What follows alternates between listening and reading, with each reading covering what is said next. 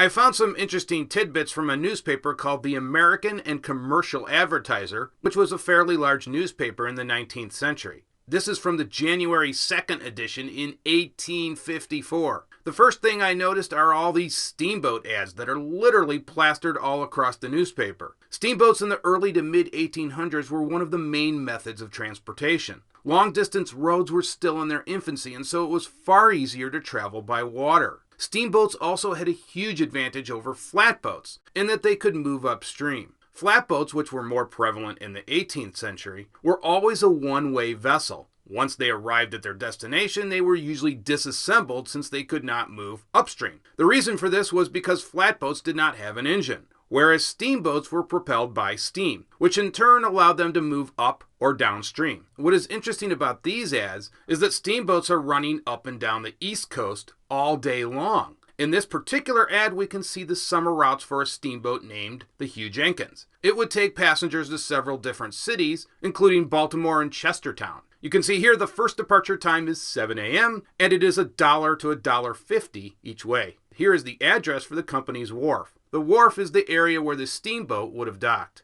Now, the other primary method of transportation in 1854 was the railroad. The rail lines in 1854 were powered by steam locomotives. You can see in this ad there are departure and arrival times for this particular train line. There are 3 departure times from Baltimore, Maryland to Harrisburg, Pennsylvania. The first train arrives at 8:30 a.m. Notice they refer to it as 8:30 a.m. That's sort of interesting. You also notice the ad indicates the 8:30 a.m. and 7 p.m. trains run straight through to Harrisburg. But the 3:30 p.m. train is what they refer to as an accommodation train. The accommodation train in those days usually made stops at all of the train stations. Here the ad refers to western travelers or passengers heading west of Harrisburg. Now today when we say west, we think of California, Arizona, Utah, the far western states. But in 1854, the West meant something entirely different. To the Easterners, it was the Midwest. Past that, you started to get into some serious frontier country. Many of these territories were not even states yet. Also notice it will take 37 hours to reach Cincinnati. The company indicates this can be done without staging or boating, so no stagecoaches or boats.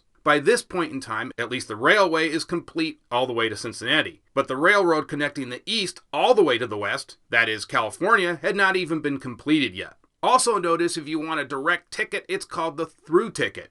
Today, when we think of direct routes, we think more in terms of airplanes. Now, here's an interesting article from the year 1858, same newspaper. Let me read off some lines from this. A couple of weeks since a married man, who occupies a respectable and intelligent position in the community, applied to Justice Purdy for assistance and advice in finding some traces of his wife, a young and lovely woman. The husband loved his wife devotedly, and could not account for her abrupt manner of leaving him. And then they go on and on and on. And then, with sorrow, he disclosed her abiding place, which was no other than a notorious resort for free lovers. That doesn't sound too good, does it? And the article goes on and on to basically state that he forgives her, and she was absolutely offended by this place and couldn't believe what was going on there. Who knows about that?